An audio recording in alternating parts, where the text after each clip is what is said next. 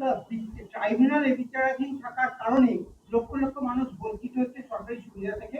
এদিকে ট্রাইব্যুনাল বিচার প্রক্রিয়া অত্যন্ত সহজ, বিচারাধীনদের সমাধান কবে মিলবে? এই এই বিষয়টা নিয়েই আমি সুপ্রিম কোর্ট করেছি। আজকে সুপ্রিম কোর্টের এই বিচারের শুনানি পর্ব ঠিক এই জায়গাটাকে ধরেই, অর্থাৎ ট্রিব্যুনাল যেগুলো হয়েছে তার কোনো পরিকাঠামো নেই, সংখ্যার কথা বলা হয়েছে। সেখানে জজ নেই, কর্মচারী নেই, চেয়ার নেই, বেঞ্চি নেই, লোক জানে না। জলপাইগুড়ি হাইকোর্ট বলছে যে এই গতিতে যদি কাজ চলে ট্রাইব্যুনালের তাহলে 21 বছর লাগবে এখন পর্যন্ত যা পেন্ডিং আছে সেগুলো সমাধান করতে। এই ট্রাইব্যুনালের জন্য লক্ষ লক্ষ মানুষ শুধু ভোটার লিস্টে নাম বাঁচাচ্ছে তা নয়, আরও বলি এই ট্রাইব্যুনালের জন্য শুধু মুসলমানদের নাম বাদ যাচ্ছে তাও নয়, হিন্দু মুসলমান উভয় আছে। আর যাদের নাম বাদ যাচ্ছে তারা রেশন থেকে বঞ্চিত হচ্ছে, অন্নপূর্ণা ভাণ্ডার থেকে বঞ্চিত হচ্ছে, ঘরের টাকা থেকে বঞ্চিত হচ্ছে, তাদের পরিবারের লোক ড্রাইভিং লাইসেন্স করতে পারবে না, জমি কেনা বেচা করতে পারবে না, বিদেশে যেতে পারবে না, তাদের পরিবারের ছেলেমেয়েরা পড়াশোনা করে নিট পরীক্ষায় অংশগ্রহণ করতে পারছে না। শুধু তাই নয়, তাদের পরিবারের ছেলেরা যখন বড় হবে তখন তাদের ভোটার লিস্টেও নাম উঠবে না। কি ভয়ঙ্কর অবস্থা বুঝুন। 21 বছর লাগবে হাইকোর্টের জজ বলছে আজকের গতিতে ট্রাইব্যুনালের কাজ সমাধান করতে। তাই এর আগের দিন আমি ছিলাম নিজে 13 তারিখে তোমার সুপ্রিম কোর্টে, সেইখানটাই এইটা নিয়ে বিস্তারিত আলোচনা হয়েছে। সেখানে বিচারক কিছু কিছু অবজারভেশন দিয়েছিলেন, মন্তব্য করেছিলেন, এবং আজকে দ্বিতীয় দিন দিয়েছিলেন 25শে আগস্ট। আজকে আবার এই আমার কেসটা উঠছে সুপ্রিম কোর্টের 1 নম্বর ঘরে।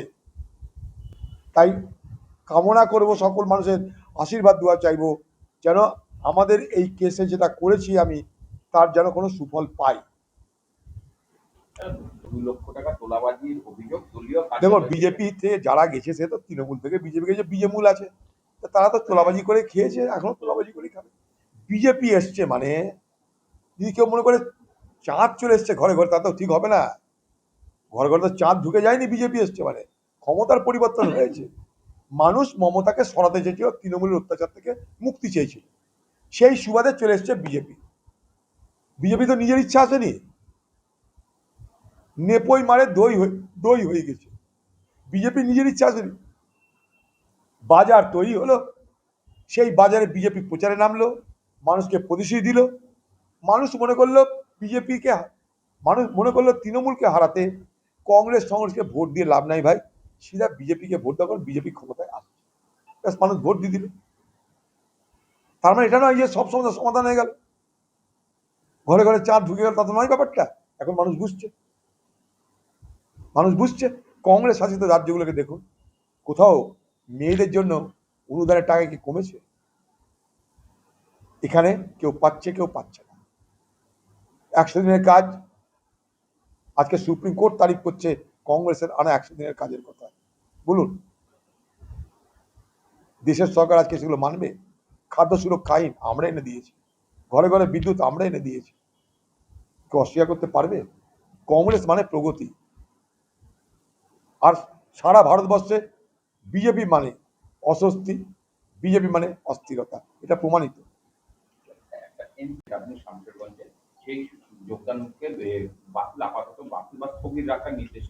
কোনো নির্দেশিকা কিছু নেই। ব্যাপার হচ্ছে যে আমরা প্রতিদিন যোগদান করাচ্ছি। ভালো করে শুনে রাখো ভাই কথাগুলো, প্রতিদিন আমরা মুর্শিদাবাদে যোগদান করাচ্ছি। আমি গতকালও যোগদান করেছি কাঁদিতে, আগামীকাল করাবো গোলাবাজার এই পার্টি অফিসে, 29 তারিখ করাবো পার্টি অফিসে। যোগদান পর্বটা আমাদের দলকে বাড়ানোর পর্ব একটা। কিভাবে যোগদান করাই আমরা, কোনো ব্লক তারা ঠিক করে সেই এলাকায় কারা যোগদান করতে চাইছে তাদের সঙ্গে কথা বলা। মনে করুন আমার কাছে কেউ এলে যোগদান করতে, আমি সরাসরি কাউকে যোগদান করতে অনুমতি দিই না। কি করি, ব্লককে পাঠাই। কেন? সেখানে আমাদের স্থানীয় নেতৃত্ব আছে, তারা কি করবে, তারা দেখবে, বিচার করবে, তারপর তারা যোগদান করাবে, হয়ে গেল। এবার যোগদান যেদিকে হবে তারা বলে দাদা আপনি একটু আসুন, যাই আমরা, এটাই আমার কাজ। একইভাবে মুর্শিদাবাদের বিভিন্ন জায়গায় নির্বাচনের পর থেকে হাজার হাজার, একটা নয় হাজার হাজার তৃণমূল কর্মীরা কংগ্রেস দলে যোগদান করেছে। সেই প্রক্রিয়ার একটা অঙ্গ হিসাবে শামসেরগঞ্জে, সেখানে পরশুদিন মনে হয় নাকি, পরশুদিন 23 তারিখে শয়ে শয়ে তৃণমূল কর্মীরা যোগদান করলো। ভিডিও আছে, সভা দেখেছেন, সবাই মিছিল দেখেছেন, সব কিছু আপনাদের কাছে আছে, ব্ল্যাক অ্যান্ড হোয়াইট সব দেখতে পাবেন। সেখানটাই ব্লক সভাপতিদের আমন্ত্রণ ছিল। কাকে? আমাকে। পশ্চিমবঙ্গে একটা মাত্র এমপি কংগ্রেসের, ঈশা খান চৌধুরী, তার আমন্ত্রণ ছিল। পশ্চিমবঙ্গের দুটো মাত্র কংগ্রেসের এমএলএ, আমাদের একজন মহাতাব শেখের, তার উপস্থিতি ছিল, তার আমন্ত্রণ ছিল। পশ্চিমবঙ্গের দুটো সিডাব্লিউসি মিটিং, দুটো সিডাব্লিউসি মেম্বার, তার মধ্যে একজন আমার উপস্থিতি ছিল। এই জেলায় রাজনীতি করি, এই জেলায় বড় হয়েছি, বেশিটা আর কি। রাজ্য রাজনীতি করেছি, আমি দুবারের প্রেসিডেন্ট ছিলাম, আমি সিডাব্লিউসির একজন সদস্য। আইন কানুন নিয়ম আমি কারোর থেকে কম জানি না। তো সেইখানটায় যখন অনেকে যোগদান করেছে, তার মধ্যে নাকি একটা লোক সম্পর্কে কোনো অভিযোগ পাওয়া গেছে, তার বিরুদ্ধে কেস আছে বা কিছু আছে, একজন সম্পর্কে। তাই এআইসিসির কাছে যখন এই অভিযোগটা যায়, এআইসিসি মানে কি, এখানকার যে দায়িত্বে আছে আর কি, একটা প্রকাশ যোশী বলে একটা ভদ্রলোক, তার কাছে যখন এই খবরটা যায়, সে তখন আলোচনা করে বা কোনো কারণে সে বলেছে এইটা 4 দিনের জন্য এটাকে স্থগিত রাখুন, ক্যান্সেল করা নয়, ইন অ্যাবিয়ার মানে আটকে রাখা। সেইখানে যখন সভা হয়েছিল, তখন সব মিডিয়া ছিল, প্রিন্ট মিডিয়া ছিল, ইলেকট্রনিক মিডিয়া ছিল, সবাই ছিল। তাদের মধ্যে একজন যখন আমাকে জিজ্ঞেস করে, দাদা আপনি যোগদান করালেন, কারোর বিরুদ্ধে অভিযোগও থাকতে পারে, আমি তখন বললাম, কি বললাম, যে কারোর বিরুদ্ধে অভিযোগ যদি থাকে, থাকতে পারে, তারা যদি সৎ পথে চলতে চায়, শুদ্ধ হতে চায়, কংগ্রেস তাকে সুযোগ দেবে। এক। 2 নম্বর, আমি নিজে নেতাদের থেকে বেশি কর্মীদেরকে যোগদান করাতে উৎসাহিত বোধ করি, এটাও বলেছি। আর তো কোনো কথা হয়নি, সেখানে কেউ অভিযোগের কথা বলেনি, এইটুকুই কথা হয়েছে।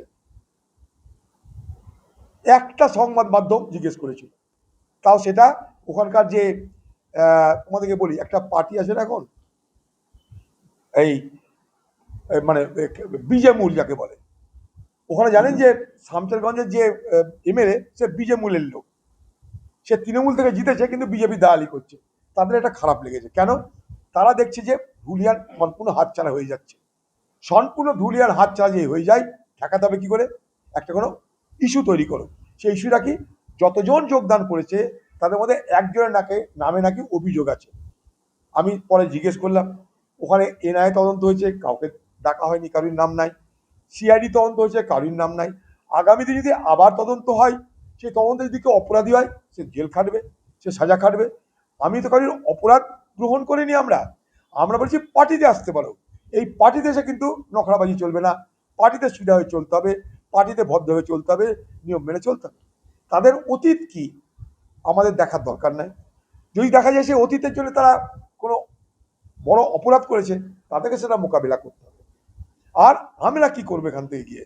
আমি, ঈশা খান, মাহাতো, ব্লক সভাপতি শুধু নয়, ওখানকার যে এমএলএ ক্যান্ডিডেট ছিল আমাদের, তারা সবাই মিলে এটা চেয়েছে, তাই এটা হয়েছে। এটা নিয়ে আমার মনে হয়েছে যেন একটা অযথা জল ঘোলা করা হচ্ছে, এবং সেই সুবাদে বিজেমূলদের মদত করা হয়েছে। অভিযোগ যদি থাকে কোনো ব্যক্তির বিরুদ্ধে, পুলিশ তদন্ত করবে, ইডি সিবিআই তদন্ত করবে। আমি যতটা জেনেছি, এনআইএ তদন্ত হয়ে গেছে, কাউকে কিছু বলেনি। সিআইডি তদন্ত হয়েছে, কাউকে কিছু বলেনি। ইডি সিবিআই হয়ে গেছে, কাউকে কিছু বলেনি, ডাকেও নি, কোনো এফআইআরও নাই। এখন যদি নতুন করে আবার এফআইআর হয়, হতে পারে, করুক তদন্ত, কোনো আপত্তি নাই। তদন্ত করলে কোনো অপরাধীকে বাঁচানোর জন্য আমি কোনো আন্দোলন করতে যাইনি। অতএব তিলকে তাল করার যে প্রবণতা, সেই প্রবণতা থেকে সকলকে আমাদের সরে আসা উচিত।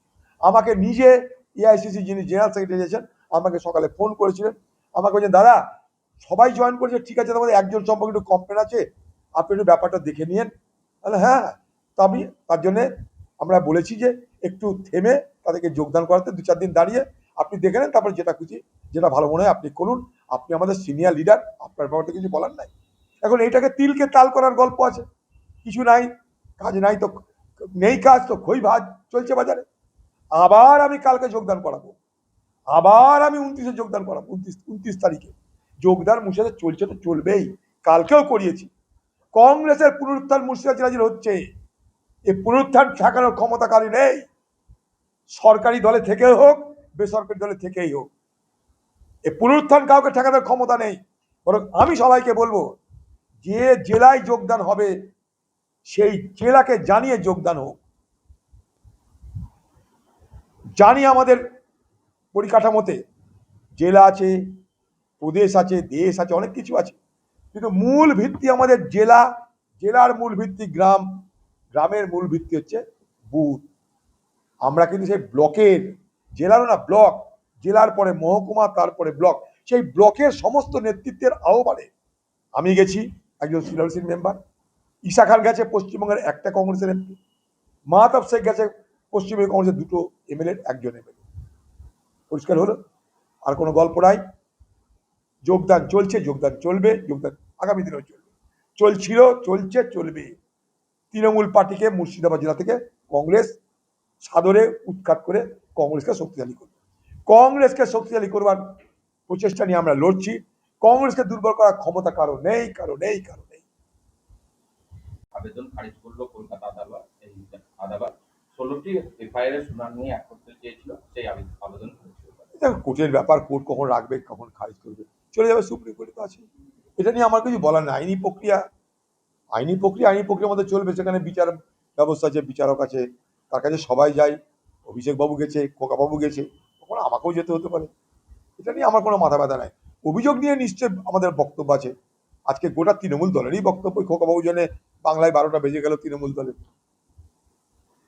নোটিশ সুপ্রিম কোর্টের। আমি তো বলবো এই এনসিপিআই যারা সাংসদের তাদের মেম্বারশিপ বাতিল হয়ে যাক।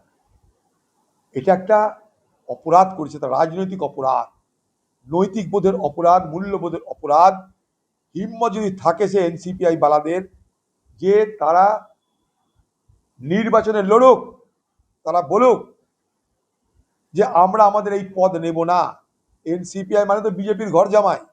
ঘর জামাই হয়ে থেকে লাভ কি রে ভাই? পদ ছেড়ে দাও সব। বাপের বেটা হলে এসো ময়দানে, নির্বাচনে লড়ো, যেত, দিয়ে এনসিপিআই করো। মমতার দয়ায় তোমরা এমপি হলে, তৃণমূলের দয়ায় এমপি হলে, গাদ্দারি তো তোমরা করেছো ভাই। গিয়ে তোমরা বিজেপিতে জয়েন করছো কেন? মালের লোভ, টাকার লোভ, ক্ষমতার লোভ, এই তো ব্যাপার। তাই সুপ্রিম কোর্ট যদি এই 20টাকে ঘাড় ধাক্কা দিয়ে বলে সিধা আবার ভোটে দাঁড়াও, তারপর তোমরা এমপি হবে, সব থেকে বেশি আমি খুশি হব। কারণ তার মধ্যে মুর্শিদাবাদের 3টে গাদ্দার আছে। মুর্শিদাবাদের 3 গাদ্দার, 3 গাদ্দার সব মুর্শিদাবাদ আছে, সব থেকে বেশি আমি খুশি হব।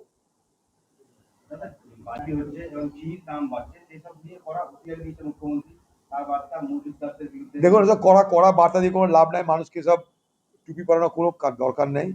ইথানলের জন্যে আজকে চিনির বাজারে ক্রাইসিস।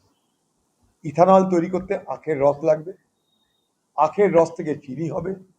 E20 ইথানল তৈরি করতে ব্যস্ত সরকার, বিপ্লব আনবে ইথানল এনে, আর আমাদের পেট্রোল দরকার পড়বে না। ইথানল এনে বিপ্লব আনবে, বিপ্লব আনতে গেলে ইথানল কাজে লাগবে। ইথানল তৈরি হবে কোত্থেকে? আকাশ থেকে তো পড়বে না, আখ থেকে তৈরি হবে। আখ চলে যাচ্ছে ইথানল তৈরি করতে, আখ আর চিনি তৈরি করতে যাচ্ছে না, বাজারে চিনির আকার লেগে গেছে। এবার লাও মজা। কি বোঝাবে বিজেপি? দাম কমানোর দায়িত্ব কার? আরে ভাই, চিনি তো আর মধ্য প্রাচ্য থেকে আসছে না, চিনি তো আর হরমুজ প্রণালী দিয়ে আসছে না রে ভাই, যে সব কিছুতে হরমুজ প্রণালী বলবে। পশ্চিম এশিয়ার যুদ্ধের কথা বলছে সব কিছুতে, তার জন্য এটা হচ্ছে না, সেটা হচ্ছে না। চিনি তো আর হরমুজ প্রণালী দিয়ে আসছে না। চিনি তো আমাদের দেশেই হয় নাকি? আমাদের দেশে এত চিনি আমরা বিদেশে রপ্তানি করতে পারি। আজকে তোমাদের আমদানি করার কথা ভাবতে হচ্ছে কেন? কার পরিকল্পনা অভাব? তোমাদের। ইথানল প্রীতিতে ডুবেছে চিনির বাজার। ওরা লোক দেখানো কি হবে? কি হবে? কেন্দ্র সরকার বেঁধে দিয়েছে, তার জন্য এত ধমকাত হচ্ছে কেন? প্রশাসন নেই এখানটাই, প্রশাসন তো আছে। অবশ্যই এরা রাতারাতি যে ব্রাজিল বানাবে আমাদের দেশকে। ব্রাজিলের যেটা হয়েছে সেটা ইন্ডিয়াতে অত হবে না। ব্রাজিলে পেলে তৈরি হয়েছিল, আমাদের দেশে পেলে তৈরি হয়ে গেছে। আজকে 1.5 লক্ষ লোকের দেশ কুরুকাওয়া, তারা বিশ্ব ফুটবল খেলছে। কাপে বার্থডে 5.5 লক্ষ লোকের দেশ, তারা বিশ্বকাপ খেলছে। আমাদের 140 কোটি দেশ, আমরা বিশ্বকাপের বয়ে পৌঁছাতে পারিনি, বিশ্বকাপের দূরের কথা। আর মোদী সরকার ভাবছে ব্রাজিলে ইথানল চালু করে, ইথানল যেরকম চালু করে সারা বিশ্বে একটা উদাহরণ তৈরি করেছে ব্রাজিলে, সেই মডেল আমি ভারতবর্ষে করব। আরে ব্রাজিল কি তাড়াতাড়ি ভারতবর্ষ হয়ে যাবে? তাহলে তো ব্রাজিলের পেলে হয়ে যেত ঘরে ঘরে আমাদের। কি রাষ্ট্রপতি প্রণববাবু, আপনি তো খুব কাছ থেকে তাকে দেখেছেন এবং সংসদীয় রাজনীতিতে আপনি প্রথম তাকে ভোটে জিতিয়ে নিয়ে এসেছেন। তা আপনার দৃষ্টিভঙ্গিতে প্রণববাবু কেমন মানুষ ছিলেন এবং তার রাজনৈতিক দূরদর্শিতা প্রণববাবু একটা লেজেন্ড, মানে লেজেন্ডারি ফিগার ইন ইন্ডিয়া, মানে প্রবাদ প্রতিম একটা ব্যক্তিত্ব। তার গুণের কোনো শেষ শেষ নেই, গুণই গুণ শুধু। তাকে বলা হয় এনসাইক্লোপিডিয়া বলা হতো। তার জ্ঞান বুদ্ধি কি, আরে বাপরে বউ, ওর কোনো ব্যাখ্যা আমার কাছে নাই। এবং প্রণববাবুর কাছে থাকা মানে কিছু না কিছু শেখা। সারা দেশ তার কাছে কিছু না কিছু পেয়েছে। দেশ চালানোর ক্ষমতা, দক্ষতা, যোগ্যতা সব প্রণববাবু দেখিয়েছে। অতএব প্রণববাবু হচ্ছে ভারতবর্ষের একজন পলিটিক্যাল হিস্ট্রিতে towering personality, one of the towering personalities in India. এবং আমি বলতে চাই one of the legendary figure in the Indian politics.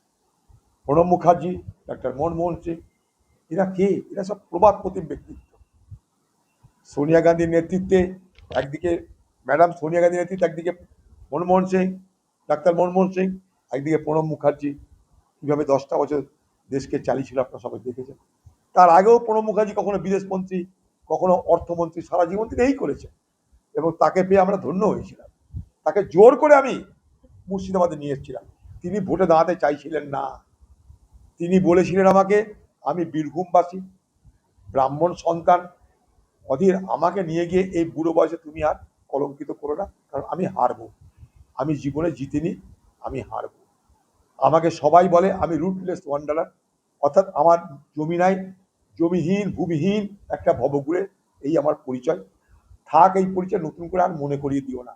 বললাম না, আমি অধীর চৌধুরী বলছি, আমি গ্রামের ছেলে। আপনার এই কলঙ্ক টিকা আমি সরাবো। আপনার কপাল থেকে এই জনপ্রতিনিধি হতে না পারার যে কলঙ্ক আমি সরাবো।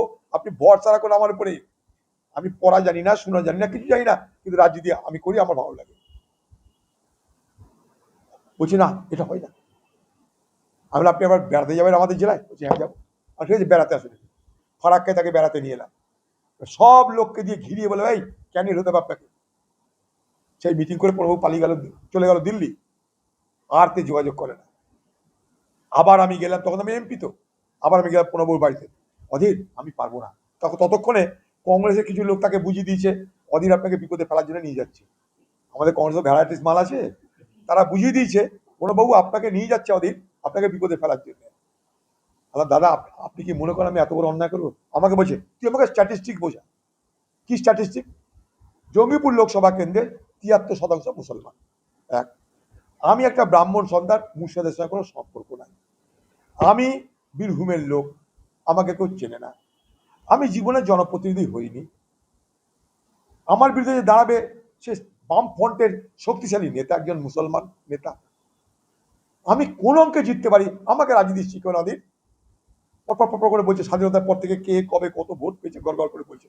দাদা আমি তো জানি না আপনার মতো অঙ্ক ফঙ্ক, আমি জানি মানুষের মনের অঙ্ক। আপনি আমার ভরসা করুন, সে কিছুতেই হবে না। লাস্টে আমাকে বলছে ঠিক আছে আমি যেতে পারি যদি ম্যাডাম সোনিয়া গান্ধী রাজি হয়। সোজা ম্যাডাম সোনিয়া গান্ধীর বাড়ি গেলাম। ম্যাডাম প্রণব মুখার্জিকে আমি নিয়ে যেতে চাইছি মুর্শিদাবাদে ভোটে লড়াতে, আপনি কি বলছেন বলুন। তো ম্যাডাম সোনিয়া গান্ধী বললেন প্রণববাবু যদি যেতে চাই অবশ্যই নিয়ে যাও। আবার ঘুরে এলাম প্রণববাবুর কাছে, দাদা ম্যাডাম বলে দিয়েছে আর কোনো অসুবিধা নেই, গ্রিন সিগন্যাল হয়ে গেছে। বসলাম প্রণববাবুর বাড়িতে, প্রণববাবু ছোট বাটিতে একটু মুড়ি দিল, একটু তেল দেয়, আচারের তেল দেয়, একটু মুড়ি দিল এইটুকু বাটিতে। দাদা এইটুকু বাটিতে আমরা খানেওয়ালা না, আপনি বড় বাটি দিন।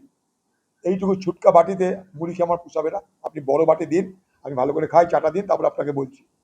বড় বাটিতে মুড়ি এলো, খেলাম, চা খেলাম, দিয়ে বলছি দাদা ম্যাডাম সোনিয়া গান্ধী আমাকে বলেছে আপনি যদি চান যেতে পারেন অধীর, আমার কোনো আপত্তি নেই। এবার আপনি কি বলছেন বলুন। প্রণববাবু যাবে না, কি বুদ্ধি দিচ্ছে, প্রচুর বুদ্ধিমান। অধীর আমি তো ইলেকশন আসছে তো, আমি ইলেকশন ম্যানিফেস্টো অর্থাৎ কংগ্রেসের যে নির্বাচনী ইস্তাহার বার হবে আমি তার প্রধান। আমি যদি চলে যাই ইস্তাহারকে লিখবে বল, অর্থাৎ আমার তো যা যাবে না, তাহলে ইশতেহার আপনাকে লিখতে হবে, আপনি দুদিনের জন্য চলুন, দুদিন আপনি অফ করুন, দিয়ে আপনি যত খুশি ইশতেহার লিখুন, দুদিন আপনি খালি মুর্শিদাবাদ যাবেন। এইরকম করে ধরে বেঁধে নিয়ে আসা যাকে বলে নিয়ে এসছি।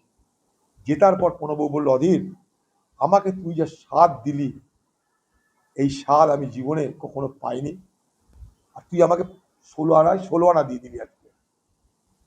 প্রায় চোখ দিয়ে জল বেরিয়ে গেছিল প্রণব মুখার্জি। তুই আমাকে 16 আনা পূর্ণ করে দিলি, আমার সব ছিল, এটা ছিল না।